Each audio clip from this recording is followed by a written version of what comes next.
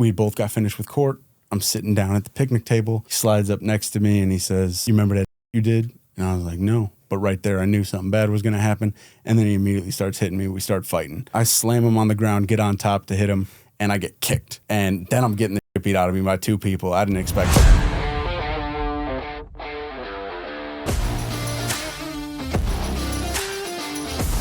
What's up, guys, and welcome back to the Locked In with Ian Bick podcast. I am here at the Locked In studio.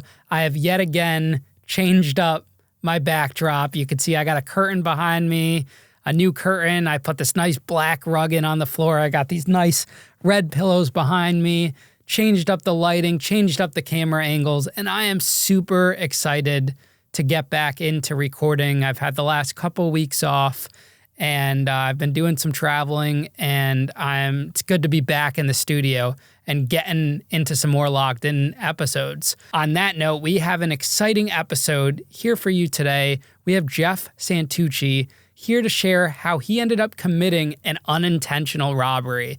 This is an exciting episode filled with twists and turns, and I'm super excited to share it with you guys today.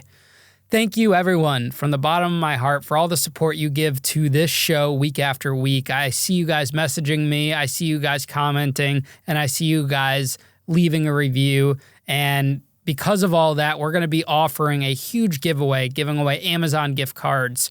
We're going to be giving away AirPods, some really cool merch from Chevy Chase, and a couple other novelties that we've collected along the way from our encounters, and some other stuff that some of our sponsors have provided. Look out for that in the next couple of weeks. Make sure you're following me on my Instagram, Ian_Bick, and we'll have the details coming out soon about how you can enter into that giveaway.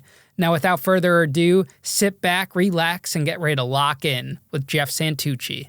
Jeff, welcome to Locked In, man. Thanks for having me. Thanks for coming all the way from Chicago. You drove here. Yeah, it was quite a drive, 14, 15 hours. Straight, or did you stop? Just for gas. For gas? Yeah. How many gas trips do you have to do? I only had to do 2. I rented a car. But yeah, drives like these, I love it. I love driving across the country. I was driving down to Austin, back and forth a couple times right at the end of last year.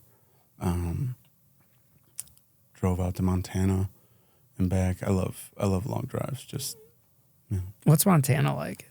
Oh, it's beautiful. It's got the scenery and everything.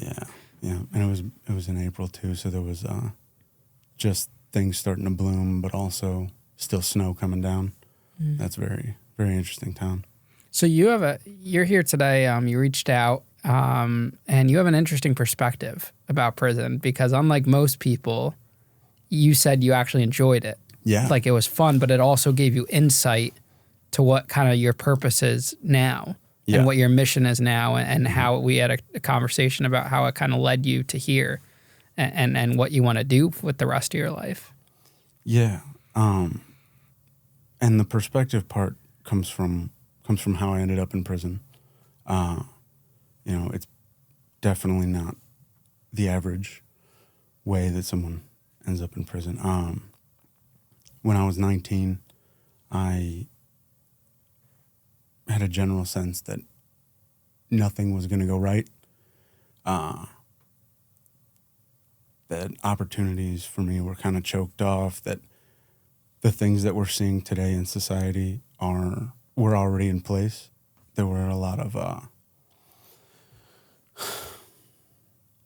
I had a lot of, like, this is the end kind of thoughts. But as far as opportunity, I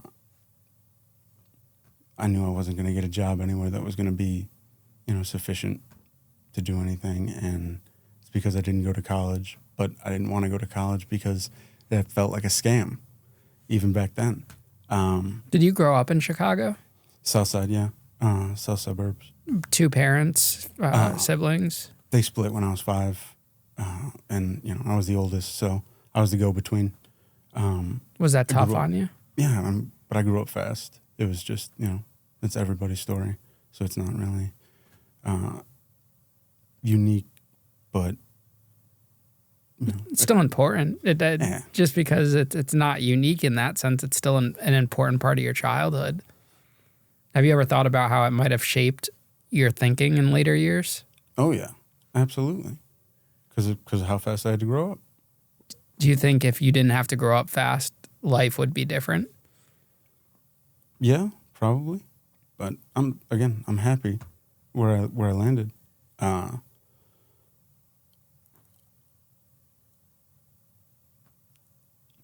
I definitely danced. I appreciate you bailing me out right there because I was definitely dancing around the topic.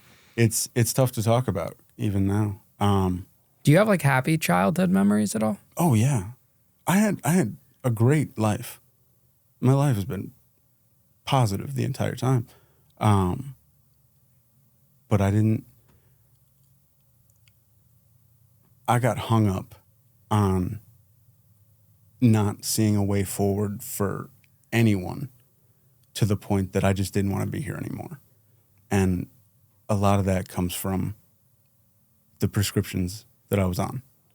And I know that. And I didn't know that before because, I had a doctor and I thought he was looking out for me. So when I was 19, in November, I had saved up all my prescriptions and took them all one night, texted everybody I love, told them I love them, and wrote a note, pinned it to the top of the stairs, telling my sister not to come downstairs just in case, and I was ready to go. And then I woke up the next day kind of covered in cash, and a friend of mine texted me a Huffington Post story about 3 gas stations or convenience stores getting robbed in the middle of the night. And I was like, there's no way. And there was a way, because that's what happened. So that was you in the art. Was there a picture of you? Or? No, there was nothing. So he just texted you randomly saying, hey, did you see this? Oh, she texted you. Yeah, she sent it to me because everyone was worried about me after they got the text, because everybody got an I love you text. Literally everyone.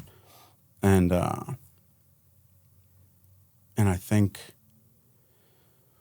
she just kind of knew, and that's what put it together for me. And I didn't know what to do, but I was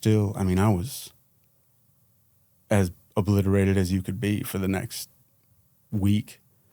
I barely have any memory.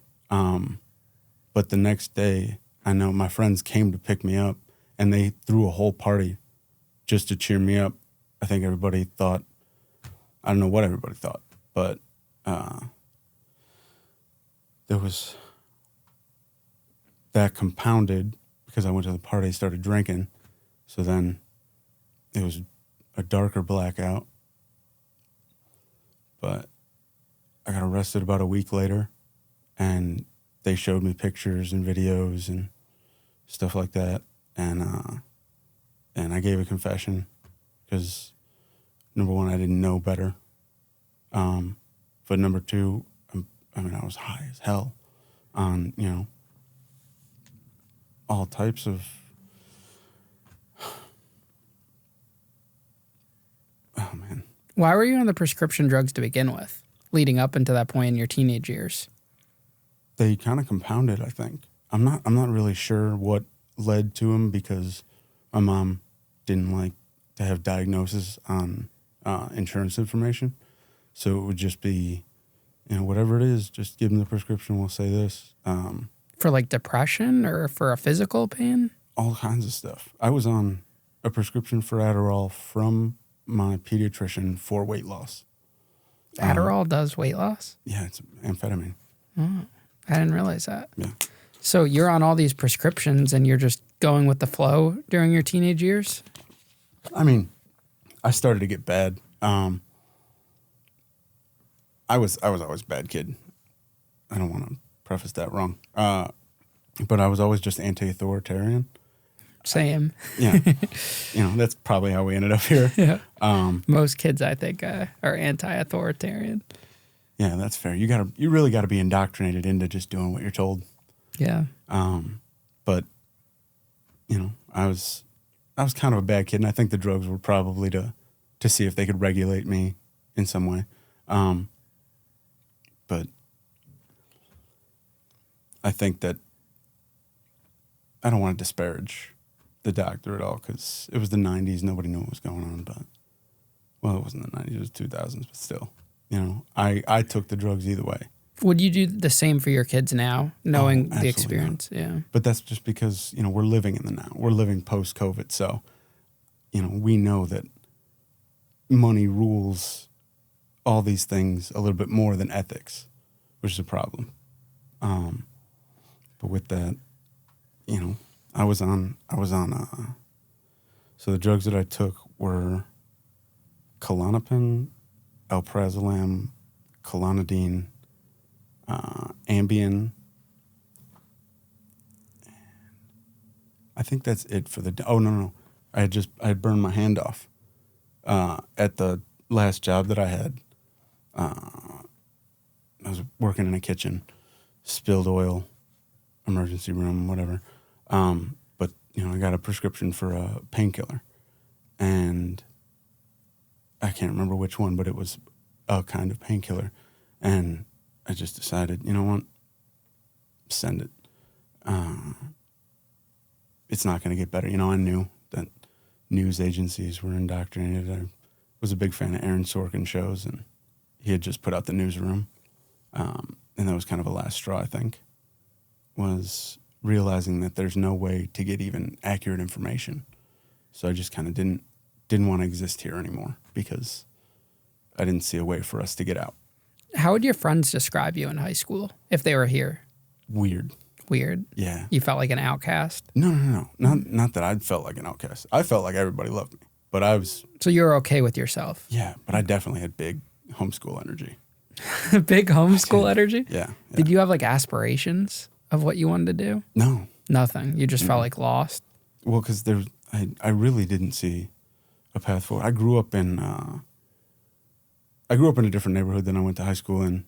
I grew up in a predominantly black neighborhood, but it wasn't like a bad neighborhood. It wasn't an economically depressed neighborhood.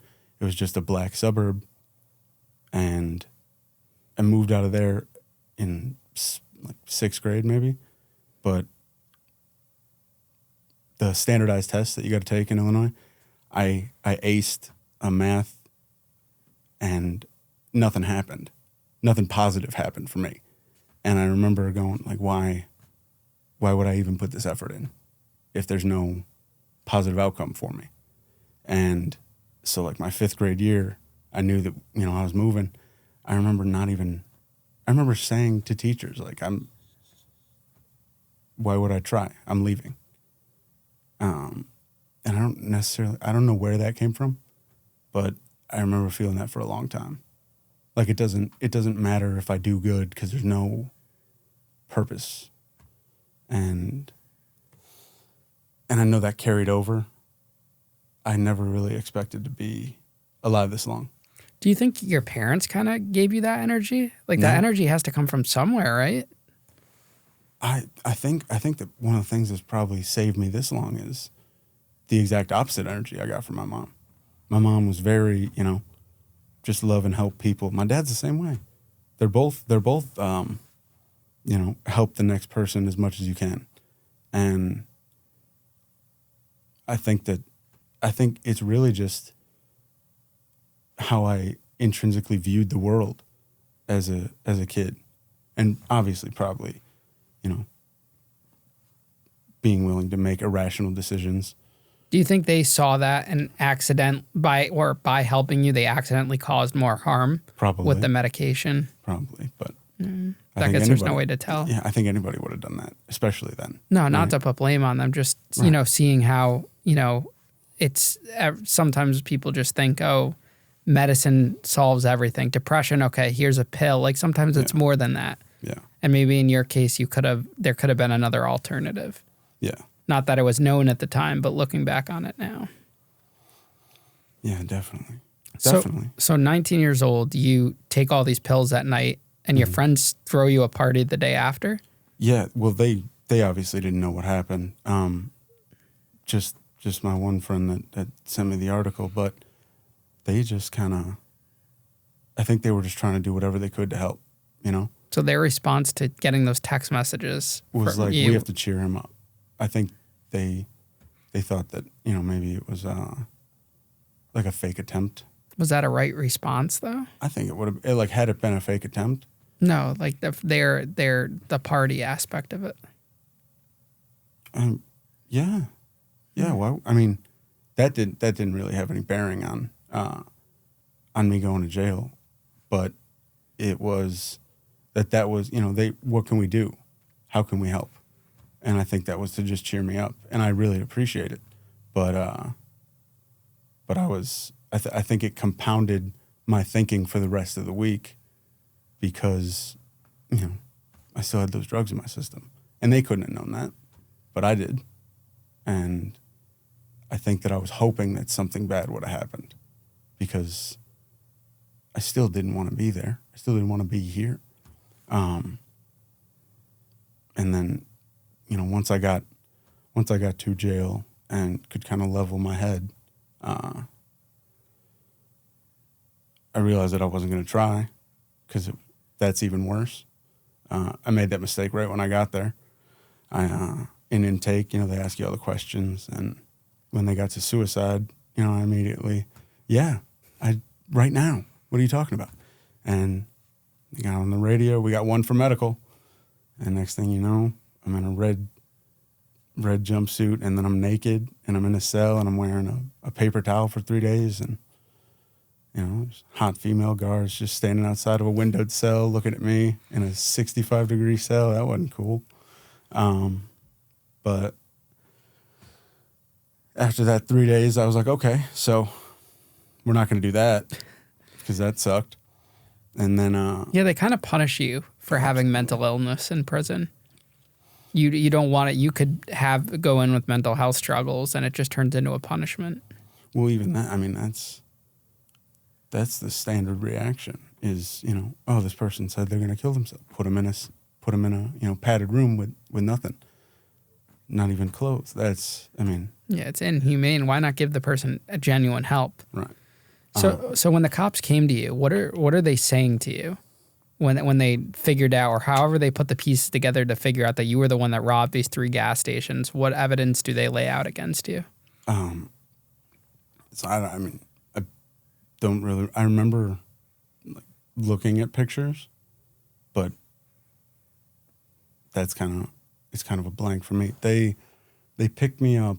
A buddy of mine had a car that the gas gauge didn't work, and he would run out of gas all the time. I'm serious. It was a nightmare. And he called me one night, and he's like, "Hey, I ran out. I'm over on this road. All right, I'll be there in a minute." Drove over to pick him up, and I remember seeing this car, gold Malibu, with an Indiana plate. And it just stuck in my head for some reason. I got over to pick him up, and that car comes behind me with lights out of nowhere. Gold Chevy Malibu with Indiana plates. And it was a cop car. And it was running, you know, outside of my house. I was really upset with myself that I didn't put 2 and 2 together on that one. But they got out, guns drawn, you know. They dragged them out of the car, dragged me out of the car. And apparently somebody told somebody, you know, they think it might have been me. And that somebody told the cops. And it is what it is. I appreciate it. It's probably one of the best things that ever happened to me because, you know, if I would have been out, even if I would have made bond, I'd be dead.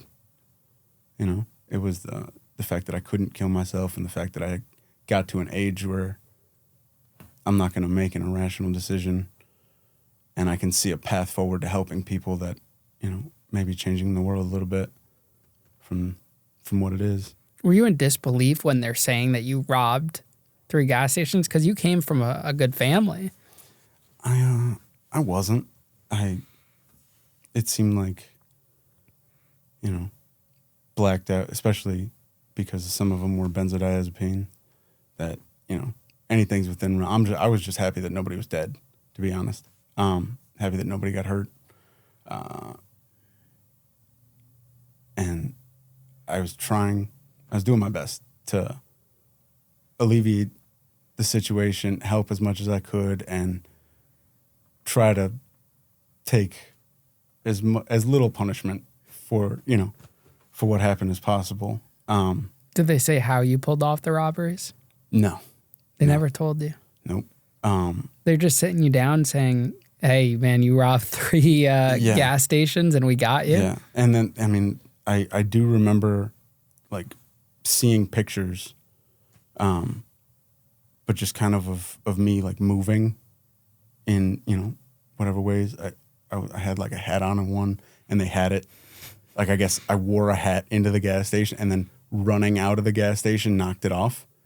And they were like, we got the hat and DNA. And I was like, okay. and but they were like, is this your car? Did you drive that car to do it? And I'm like, what do you mean? You don't know? Like, I remember some things, right? But just bits and pieces. And that's the worst part is not knowing how I got there. Like, I know that it happened. I know that, it happened in clearly a series of things. And it ended with me being in a 4th gas station, just taking my shirt off and, like, sitting at their table until the employee, like, told me, you got to go. And that's actually how they connected it to me, was after the 3 got robbed, I guess they went around and were warning other gas stations in the area. And that guy was like, hey, something weird happened. You might want to look at this. But even in jail and in prison, I didn't get to see my discovery. I have no idea what evidence they had against me. Was that because you pled guilty right away? I didn't plead guilty right away. I ended up pleading guilty because, I took a plea deal. But Will County's weird.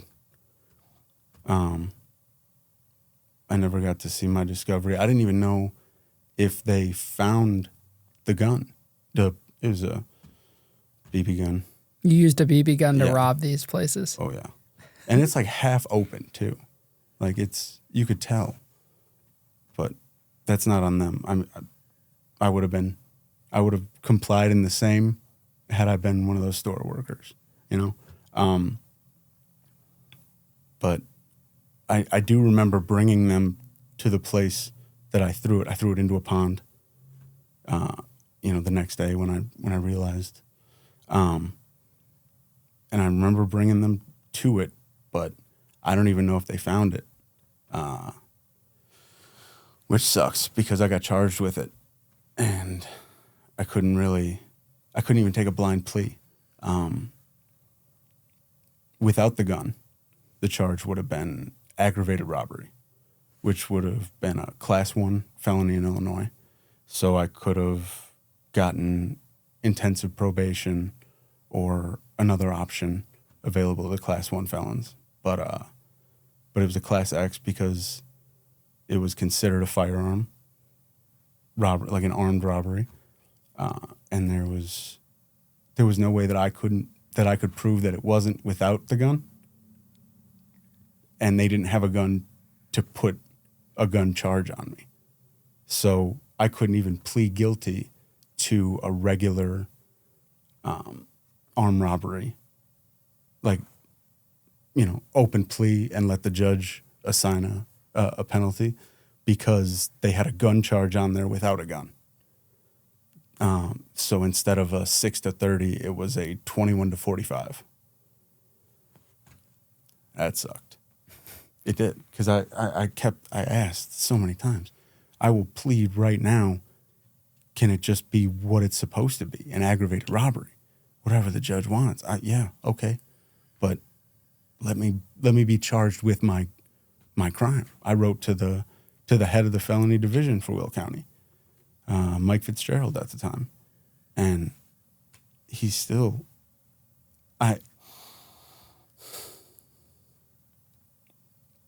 it was upsetting that there was no way forward. Did they give you a public defender? They did, and wasn't good. I knew better. I at least knew that much, that somebody like that's going to be so overwhelmed that they're not even going to have the time to look into a case. But do you think that not trust in the public defender hurt you? No. Everybody knows. It's a public pretender. That's somebody who's there to do a job, and they're going to do it as best as they can, but they're going to do it, Monday through Friday, 9 to 5. I think there are some. I used to have that mindset, and I've met some who have changed my opinion on that. Really? It's we actually had a couple on the show. We had Thomas Leaf. He was a public defender on the show, but they're one in a dozen. Yeah. I think that would be the way, and on the state level. But you do see some that are great. You make a really good point, and I don't want to disparage public defenders. But they're fighting such an insurmountable task, So it's understandable that it wears on you, and that some things become routine as opposed to receiving the care that you would hope that they do. So I'm not mad about that. I did end up getting a lawyer. That was a paid lawyer. Yeah. Okay. Thankful to my dad. He did that. How'd your parents feel about this when they found out? Because you never got out of jail when you got arrested. No. So what's that conversation like with them? Well, my dad learned before anybody, because right after they arrested me, they kicked the door in. I mean, they didn't actually kick the door in, but they came and raided the house, and they took bags of stuff, and I don't know what they took. He doesn't know what they took. Nobody knows what they took. So he knew immediately something was going on. When I called from jail later, I think the next day or something, we were able to square that away, but he was pretty upset. My mom was shocked, but she didn't really understand anything that was going on. I think he had a reasonable understanding of what might have happened. But he did. He was incredibly supportive the entire time, which was awesome. How long did the legal process take for you before you pled guilty? About 15 months. 15 months. Yeah. And would they just have you in some crap county jail? Oh, yeah. There's rumors on the street. You hear some bad things about Chicago county jails. Well, this was Will County Jail, and it was just you don't see the sun, like you don't ever see the sun, and it was built that way. It best exemplifies what chaos theory was meant to do. Like, it breaks your spirit because of the way that they alleviate you of the little bit that you have. It was really, really it should be a case study in breaking will through psychology. They've perfected it. They're really good at it. Jail was the worst part of the entire process, and I think it was meant to be that way. Do you think that helped you come to the decision to plead guilty? Yeah, I think that's how a lot of people end up pleading guilty, especially just willing to, let me just take the time and get out of here because this sucks and that will be better. I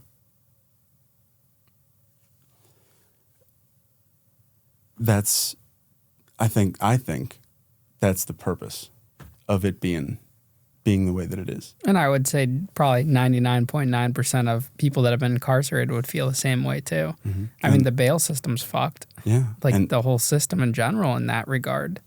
That's how these prosecutors have 95+% clearance rates. Yeah. That's insane. I would love to see the stats of the people who plead guilty when they're in jail and no bail versus the people that plead guilty and go to trial that got bail. What those stats look like for federal and state. I think that would be fascinating to see. I would also love to see that. There was a movie about that and it kind of got buried. A Denzel Washington movie, Roman J. Israel Esquire. Oh yeah, that came out a few years ago, right? Yeah, and that's what it was about. He was building a case about the plea deal process and how it's just been implemented to make this a fast track to clear up a system. But really, and you're just, if you have a class 4 felony charge and you could plead now and do 61 days because of good time, or you could sit for the next 6 months while your public defender cycles through all that. Yeah, of course, you're going to take the plea deal, but then you have a felony, and then you're stuck in the system. Yeah. So that's something that definitely needs to be changed. But I didn't realize that's what that movie was about. I got to watch that. Yeah. Yeah. It's a good one. I love Denzel. Yeah. Oh, one of my all-time favorite actors. Do you watch the Equalizer series? Oh, yeah. Yeah, the newest one was good too. That was a lot of action. Is it 3 or 4? 3, I think. Okay. 3 and the final one. That's where the daughter of his old handler or at the CIA is involved in it. Okay. Like she's working a case with him. Oh. Yeah, really good series. I haven't seen the remake though for the Equalizer. I guess there's a show. Yeah, there's a show. I think it's with a woman though. I forgot. I think it is with a woman with what's her name? I forgot the actress. Queen Latifah, I want to say. I don't know. No, maybe it's not Queen Latifah. I don't wild. know. I would watch the shit out of Queen Latifah as the Equalizer. Maybe I gotta search it up. Yeah, that's crazy. So you end up taking a plea deal. What was the plea deal for? 15 years at 50%. So, which is 7. Yeah, 7.5. In Illinois, they're structured, I think there are 4, 50%, 75%, 85%, 100%. And that dictates what good time you can and can't get. But as a Class X offender, I couldn't get good time when my prison sentence started. So I was just going to be gone for 7.5 years. And that was the best that could be done. During the process, I changed judges because my judge, the head judge of the county, quit being a judge to open up a recreational weed or a medical weed facility. And then my lawyer got brain cancer twice. Wow. So, yeah. So it was a hell of a process. And I couldn't get him to budge off 15. Couldn't get him to budge from the gun. Couldn't get him to budge from anything. So, okay, let's go. And then I went to prison, and it was just kind of smooth sailing from there. Yeah, I'm interested about your prison experience because you've expressed, on email and here that it was very different from others. So Yeah. tell us about your prison experience. So right away, intake was faster than anyone has ever told me they've gotten out of intake, which is great for me. I'm really, really excited about that. I'm really happy that I didn't have to sit in NRC for very long. But I went right to a prison called Dixon, and it's a special prison. It's a combination prison, so they have a medium side, minimum side, and a supermax side that's also the mental health prison, if you will. And I went straight there. I went straight into a minimum. I was in like a 10-man cell that was in a building. This building's insane. There's no way it's still open. There were 170 of us on the deck, but I was in a 10-man. There was a 5-man next door, a 2-man next to that, a 3-man, a 7-man. It was one of the weirdest layouts I've ever seen, but it used to be a pregnant women's dorm, so it was nice. We were in a dorm. Our door didn't lock. We had hot and cold water in the shower, like actual knobs. It was the best, and that's part of what made the whole experience positive. Like I don't have really bad memories. We had somebody escape from the building in the middle of the night, break into commissary, make 4 trips back and forth before they cut themselves on the window they broke into and left a trail of blood back to the building. And Orange Crush shook us down, and we were making jokes the entire time. I am really thankful that I didn't have to have the experience that a lot of people had, because I just found a group of dudes and we kind of hung out. What kind of guys were there? Like, what were their charges? Oh man, there were all kinds. There were people that had done 20 years for murder, and they were at the end of their bit. One of the guys I was on the deck with actually got exonerated after 20 years. That was cool to see. I worked inside grounds with him. I was on the deck with a Black Panther who had been gone for about 50. And he had some incredible stories. But yeah, we were all just, it was a very hodgepodge unit. And how are they treating you? Pretty much like they treated everybody else. That was another thing that I didn't expect. There wasn't an animosity there. And I think it's because of the openness that we had. I mean, there were 85 guys per wing, and all the doors are open. Anybody had access to anybody at any time, even in the middle of the night, because there are only dorm-style bathrooms. So there wasn't a lot of animosity toward anyone. It was all just kind of hanging out. So what was your expectation going into it? Movies and TV, what I had seen. That's what you thought? Yeah, man. When I got off, when I got to the unit, one of the porters, he looked at me out. He's a good friend of mine to this day. He'd done 20 years, and he looked at me and he's like, "Don't worry, you're going to be all right." He could see it on my face. I was terrified because I had no idea what I was stepping into. And, we got down to my cell, walking down the hallway. There are guys cutting hair in the cut. There are guys working out in the cut. Everybody's just hanging out, and I'm shocked. This isn't what I thought this was going to be. And it was a fucking blast. And you were 19 at the time, or probably 20 now, because you had... I think I'd gotten to 21, but yeah. Were you one of the youngest in this unit? Yeah. How did you look? Did you have facial hair? Did you have the long hair? I think I had like a wispy little chin, like shit stain, but that's about it. I didn't have long hair. I had shaved my head off right before I went, because I didn't know how long I was going to be in an RC, receiving.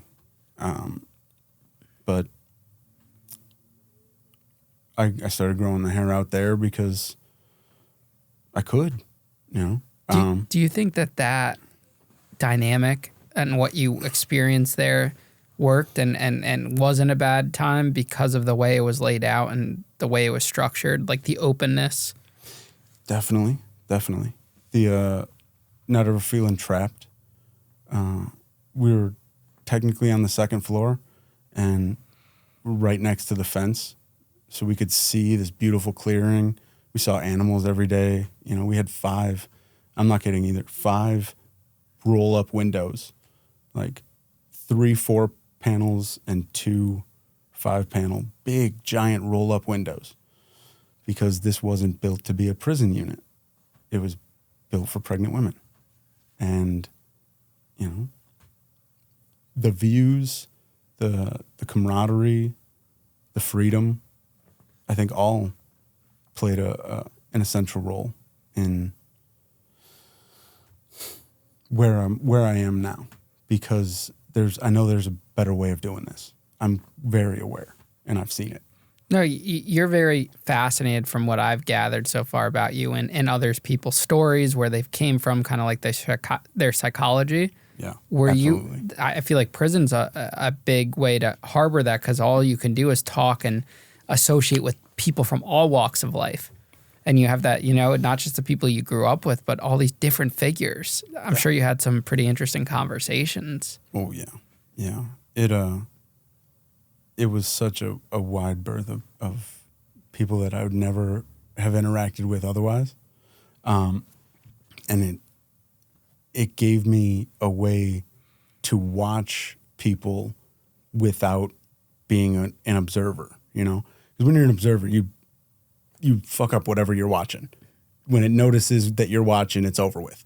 But there, I could just kind of study people and, look at interaction. I've always been a big fan of psychology. I love, micro expressions and the intricacies of interpersonal communication. And to get to watch it, to get to really observe it in almost a natural way, that was very cool, and I'm very appreciative of that. And again, the freedom of the building allowed me to interact with so many more people all day, right? You're not supposed to, but is anybody really going to notice if you from your 10-man cell are in a 12-man cell? No, and that allowed you to interact with so many more people and do so many more things. What was a typical day like for you? Like how would you bid? How would you spend your time? Well, I mean, every day was a little bit different, but the fastest time moving was when I had a job. I was working in maintenance. Get up about 5:45, 6 o'clock. Make some coffee. Go right outside of the cell into the cut. Do some working out. Right, do some just calisthenics. Walk over into the bathroom, take a shower. Come back in, have some oatmeal, and by then it's like 7:30, counts clearing. 8 o'clock, counts clearing, and go right to work. Spend the day working. Come back, hit a yard or a gym, and TV. Cutthroat, spades, whatever. I love spades. Yeah, it's can you play spades? Are you yeah, good? I haven't played in years. Neither have I. But yeah, it's one of those things that you learn. And it's unique. Nobody else knows how to play. That and dice, 4, 5, 6. I never learned how to play dice. CeeLo, yeah. Right after I got to the building, they were shooting dice. Like I said, there was a cut right outside of the cell, and they were shooting dice. And the police came in that back door, and grabbed them, caught them in the act, took a bunch of guys to seg, and I wanted to learn how to play dice, but right then I was like, oh, it's too easy to get caught, and I just didn't play. But we had gambling. The guy that got caught breaking out of the building and breaking into commissary, he was down like $1,500 on the poker table. Oh wow. Oh yeah, they used to gamble like crazy. Yeah, big gambling goes on in prison. Table, yeah. I remember walking into some rooms and people would be like, yeah, that guy owes a few grand here. This guy owes, like, people would rack up, because that's the problem with prison and the politics of it. You could rack up a tab fast because no one actually has the money. There's no, like, show proof of funds, anything. You could sit down at your words, everything. Yeah. So you sit down at a table brand new, you could rack up a $20,000 tab. That was, yeah. It got intense. Seeing guys just trade Western unions, that was the system in there for commissary money, Western Union. Yeah, I mean JPay, Western Union, Yeah, we had JPay too, I think. Yeah. Or a spin-off of it for the feds. Were there federal guys being held there, or at the county you were at before? Or is it just? I don't think so. I don't think there were any fed guys at the county. I know Cook County is huge for federal guys to be there too. And I never met any fed guys in state either. They do a number system that starts with a letter, and they have a specific one for fed guys. And I don't think I ever ran into one of those. I think it's H. What was your uniform? Blue shirt, blue twill pants, black shoes. Like the jeans? They look like jeans a little bit? They're like, yeah. They actually look a lot more like slacks. It looked less like a prison like jumpsuit and more like a suit. Like the blue shirt looked like a suit shirt. There were guys that had, they kept their good visiting clothes under their bed, and there were guys that looked like, they had on an actual suit. It was impressive. Now, the medication you were on before you went into prison, did that carry over into prison? Nope. Do you think that helped? Definitely. I know that, being clear and being able to see and understand definitely helped, but it was also like just avoiding being punished again. Like I'm not going to make any attempt to kill myself after what they did. After I got out of Suicide Watch, I had to do 2 weeks of I don't know, you're a dangerous person kind of. And they put me in a cell, standard cell size, without a bunk bed, and my cellmate had AIDS. And we didn't have, like, we had a boat on the floor. What do you mean a boat? Like a plastic tub to sleep in. For him? For one of us. How do you know he had AIDS? He told me. Just casually, hey, I have AIDS? Yeah. How'd that make you feel? Terrified. But that was, and we were both unclothed. We're both in, they're not really jumpsuits, but it's like a pad suit. A turtle suit. Yes. That's what they called it. Okay. We're both in turtle suits, and, you know, we're sitting, we literally don't have another thing to do because we can't have anything in the cell. So we're talking, he's homeless and he's got AIDS. And I'm like, this is fucking terrifying. I'm never gonna fuck around with them ever again. And I didn't. You know, they scared the shit out of me with that first time. So I didn't make any more funny jokes when, you know, when they were asking questions, but definitely being off the medication was enlightening. A big help. Yeah. Yeah. So out of the 7, you got the 15-year sentence. Mm-hmm. You end up doing how much? 7.5? 6.5. 6.5. Like maybe 2018. I'm not really sure when the law got passed, but somewhere along my bit, a law got passed that allowed me as an ex-felon to get good time because my sentence was at 50% day for day. And I was able to earn a year of good time after I got to Kiwani, which was the last prison I went to, the third prison I went to. And I got there with exactly 3 years to go. And every day at Kiwani, you earned you earned a half day of good time because of the program and how it was set up.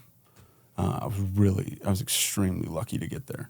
And I'm really thankful that I did because that's the only way that I was going to earn that year. And you had a good experience there too. Yeah. So you didn't have one bad experience in prison. I had one. Oh my God. This is insane.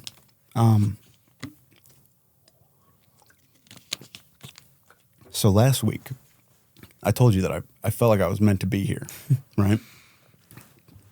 Last week, I was fixing up my car, you know, trying to make it good enough to make the run out here. And I wasn't going to be able to do it in time. And I'd also put a bunch of money into it, so I didn't know if I'd be able to make the trip. And something in my head was telling me, just go put $20 in. So I went to an open mic instead because I didn't want to gamble, right? I was trying to save money, trying to do this. I went to an open mic and tried to premiere this new bit I've been working on, and it failed completely because the room that they normally have the mic in was shut down for a plumbing issue. So I couldn't really do the bit. Everybody was loud and it failed. So I left early, which is something I don't do. I like to do the networking. So I was like, fuck it, I'll go put $20 in this machine. And it kept in my head. And I did, and I won the big jackpot. And I'm like, all right, shit.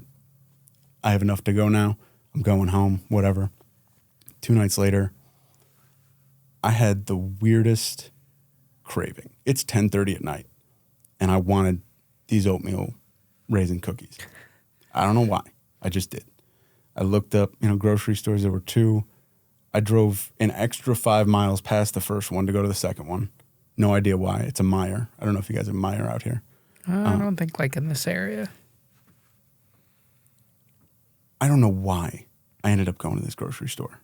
But I walked in, and the first face that I saw is this black guy, big chain, wearing a hat. And he looks at me, I look at him, and I give him the head nod, and he doesn't stop looking at me. And I'm like, what's up, man? You know, because you got to be nice. You got to let people know that you're not dangerous. And he asks, were you in the county with me?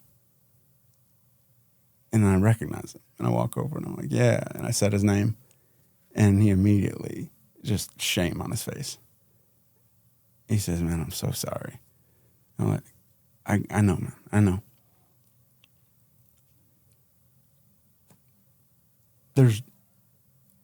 why am I at a grocery store at 10:30 at night, a week before I'm coming here to do this podcast, and I run into the only person that I had an inherently negative interaction with?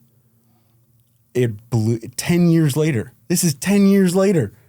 And a week before I came here, and I run into this person, and he has the opportunity to apologize. So I was in court.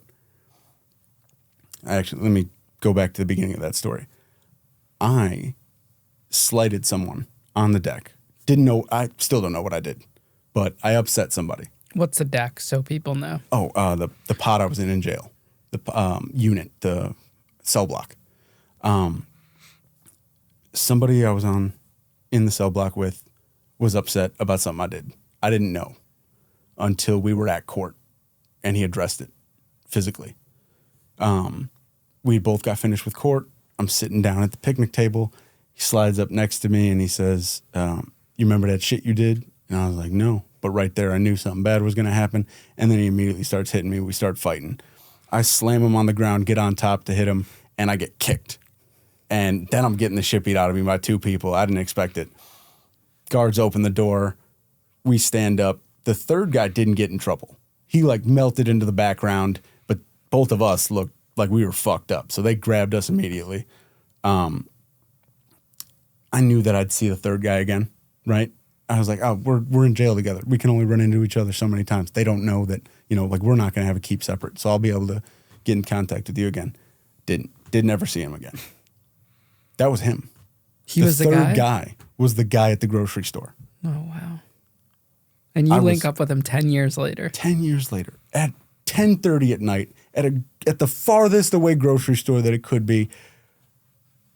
Why? Getting some oatmeal cookies. A week before I'm coming here. And that's the only inherently negative interaction, because I can't wrap my head around that. I'm not a faith person. I don't like faith at all. Man, that feels like design. So it wasn't all sunshine and rainbows. No, but what I'm saying is there was one bad thing. Yeah. And that was it, right? I was in other fights, don't get me wrong, but everything had a reason. I could not wrap my head, or I still can't, about how that happens. Life works in mysterious ways. You meet people, things happen. I mean, just my whole life is weird. I literally went to prison and that gave me my career. That is, you got a point there. That's definitely weird. It's just, you don't know. It's something that one person would say is the worst thing that could ever happen to you. I say it's the best thing. So it's just, it works in super strange ways, and that's why you can never burn bridges. No burning bridges. Yeah. You never know. You could meet up with an ex from 10 years ago, and she could end up being the love of your life. And you just don't, there's just so many scenarios, so many outcomes. You never know. So if someone leaves your life or a job ends or whatever, just leave the door open, because it could come full circle. It just might not be that time in that moment, but it could come up later on. That's what I've learned. That was one of the hardest things for me to learn, because I was always like, okay, fuck it, burn a bridge, whatever, girl breaks up with you, this job, fuck them. Life comes full circle. That it does. That's kind of why I'm here, is to do the full circle part. Do you think you're on your way to do that? Yeah, I do.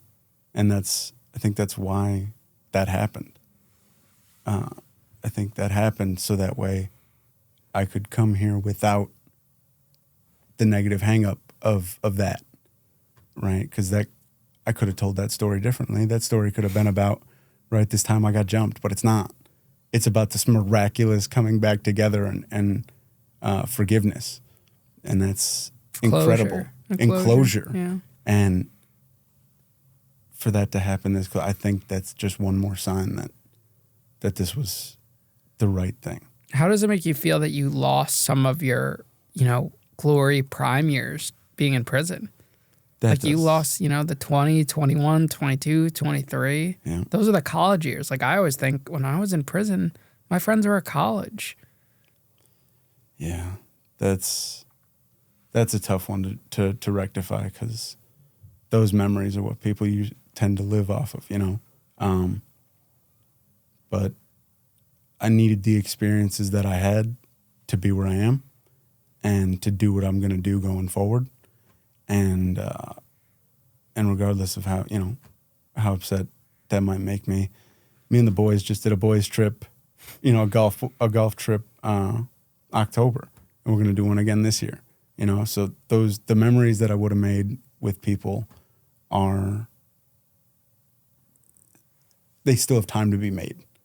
And I didn't have any of the negative impacts that, going to college can have. It sucks. And I'm trying to justify for myself that it's okay, but yeah, it hurts. How's your outlook on life now compared to what it was? We know what your outlook was in your teenage years, but how is it now? Are you giving the world a little bit more, a little more, taking it easy on the world? No. Fuck no. You still have a negative outlook? Well, yeah, but now I'm pissed. It's different now. I see some paths forward.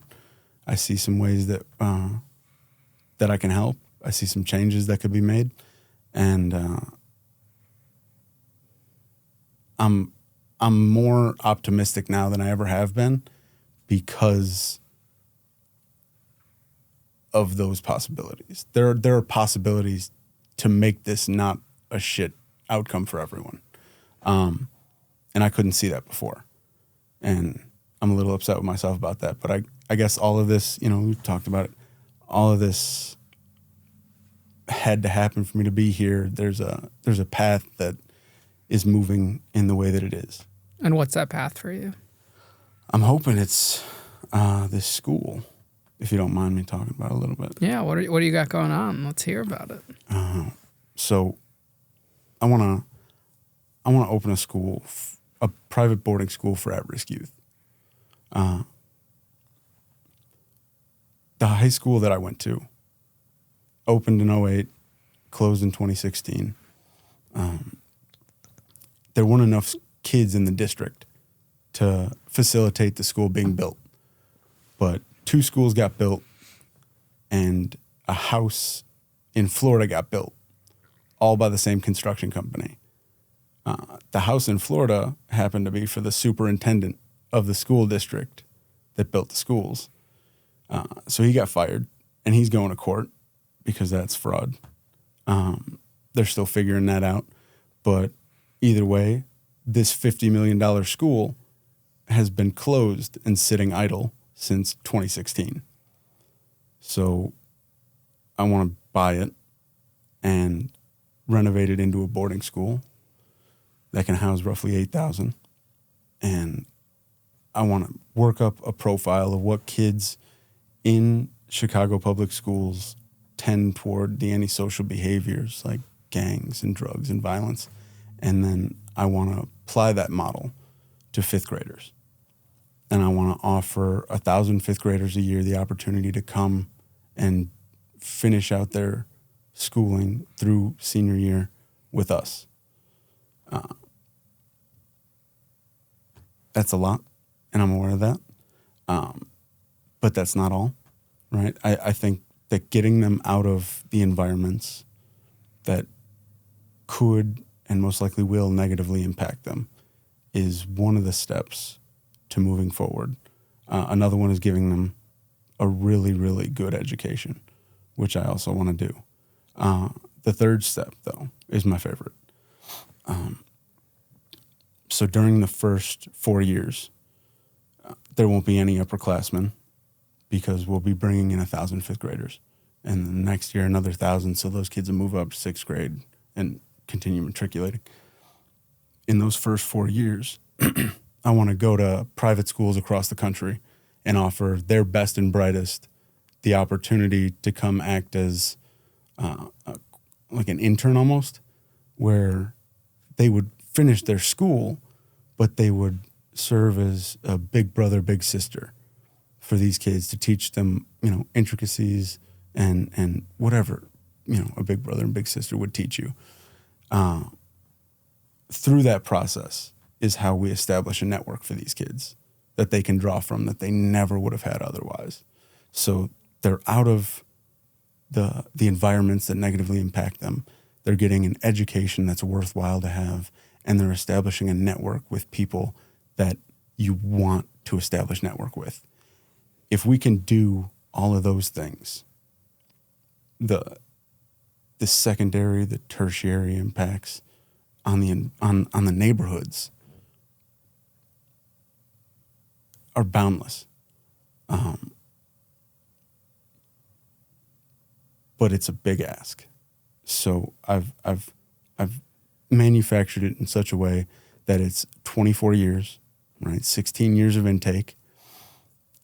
And we can really make an effort at seeing how we can do school differently. The model that used to be was to prepare people for the work life that they would have. That's no longer the case. And it's not going to be the case going forward. So we have to change how we do school. And I think we can, I don't want to use the word use, but I don't have a better one to describe what we'd be doing. I think we can, through the opportunities given to these kids, find a different way to do this, find a better way to do this. And I think I've got it. And I'd like the opportunity to try. But for that 24 years, it's going to be billions. So I need the help of one billionaire. And that's the issue I'm running into. I don't want to do crowdfunding. There are people that can fund this, and they will benefit from funding it. And I want them to, because it's what they should do. It's for the good of all. And I'm dancing around. I want Elon Musk to fund this. Why Elon? Because he's asked for schools. He's asked for a change in school. I believe he genuinely wants positive things for humanity moving forward. And this is how you do that. This is where you start that. But also because when Carnegie started giving away all his money, he had the equivalent of $64 billion today. He had $4 billion, which is $64 billion today. Elon Musk has like $300 billion. He wants to help. I just don't think he has the time or inclination for projects this small. I do.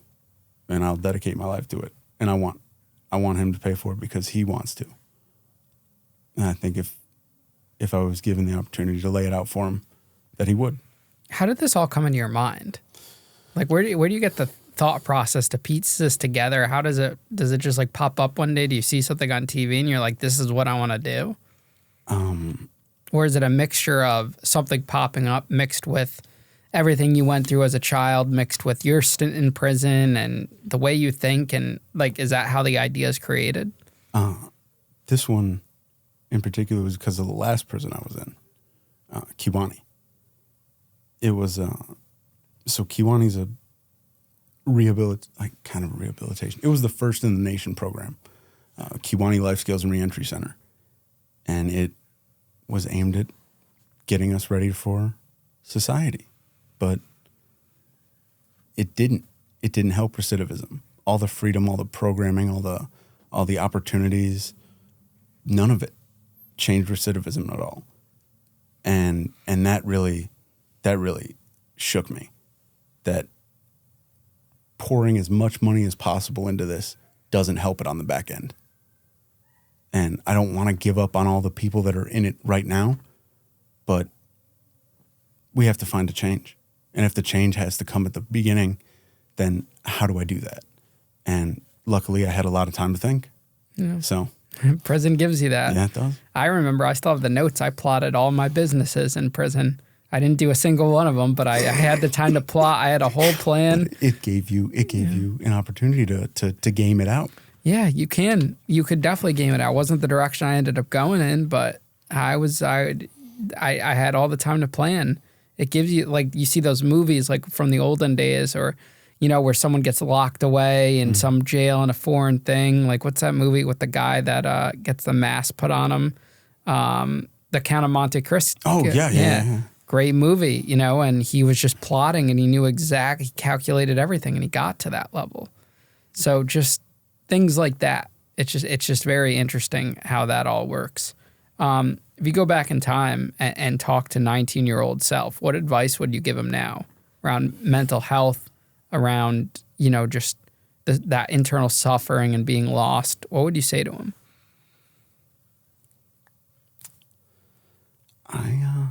I don't think there's anything I could say. I don't think... I don't think that I'd probably try to give him like lottery numbers. Like I genuinely, because it was such, it still is too. Like what's fueling me to do this is the existential dread, is the knowing that this is beyond repair, right?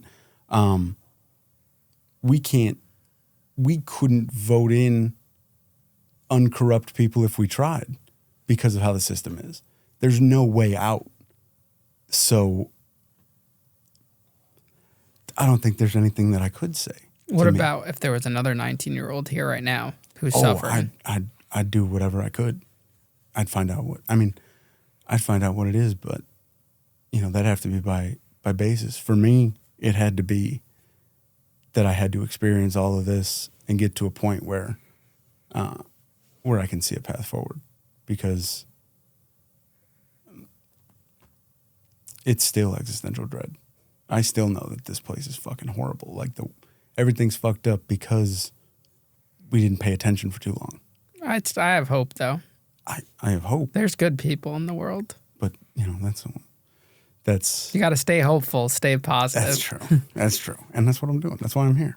Absolutely. I'm hopeful and positive that we're going to fix everything. And we start by having conversations like this. But, Jeff, thank you for coming on the show today, man. And sharing your story and chatting and sharing your dream. And I genuinely hope that you figure out a way to pull it off. It all starts with an idea, you know, and it's up to you to see it through. People with ideas in the world to see it through. I had the idea for this podcast, and I'm seeing it through, and it's come so far in such a short period of time. It's just very important to do that and follow your dreams. That's all I'm trying to do. You know? Now, for our YouTube members, we have this YouTube membership program. What was your experience coming on the show? Was it what you expected? How did it turn out for you? Do you feel better talking about it in this setting? Yeah, it was definitely... I know you're very curious to learn about me. Did you discover anything through the interview? Not a whole lot. You're very guarded, man. It drives me nuts. But the whole... it's incredible. Everything is incredible. The fact that you built this from scratch in a year is pretty wild. But to come on, it's a little overwhelming at first, because you walk in and you don't know what you're expecting, and then you see, you got the YouTube plaque, 100,000 followers. That was wild. And to see how you've set this all up, it's definitely a shock right at first. But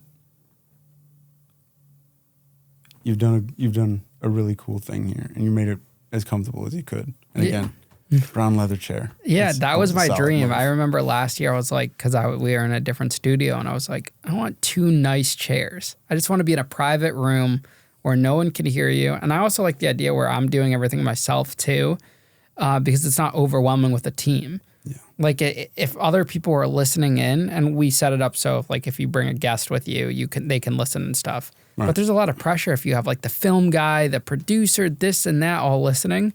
With this, it's just me and you. You get comfortable. And wow, I didn't even think about other people. If other people were, like if I was aware that other people like if there was a whole team sitting there and listening, like when you go on some of these major podcasts or TV sets or anything. There's all these people. Here, it's just me. That is really, man, I didn't even consider that. See? It's But not bad. I can't believe that you do it all yourself. That blows me away. It makes me special. It definitely does. It, like, the amount of time and effort put in, not just to do that. I mean, you're doing the interview, but you also got to do the editing. You also got to do the socials. You also got to. I balance my time and I just grind. I have other clients too, and Yeah. I think that people are always definitely shocked that they see that, and it's not like me. Like people want to like spend time with me and this and that, and it's hard to do just because I'm balancing a lot. And maybe one day that'll change, but this is what I'm supposed to be doing. I know this is what I'm supposed to be doing. You're on the grind. So Doing it. Doing the thing. But thank you for coming, Jeff. Thanks for having me. I appreciate it. And if you need anything, reach out. You got my number. And excited to see where you go. And maybe you'll get your podcast rolling again. Or Yeah. Hopefully, get a studio together, get some better equipment. I know your mind's already spinning the way you yeah. ask me questions. Oh yeah. Well, yeah. I wanted to know. I wanted to know everything. But that's good. Never stop doing that because that's how I learned. I constantly ask questions. You can't be shy about asking questions. That's how you get answers. You see what other people are doing that are doing it, and you just keep questioning them.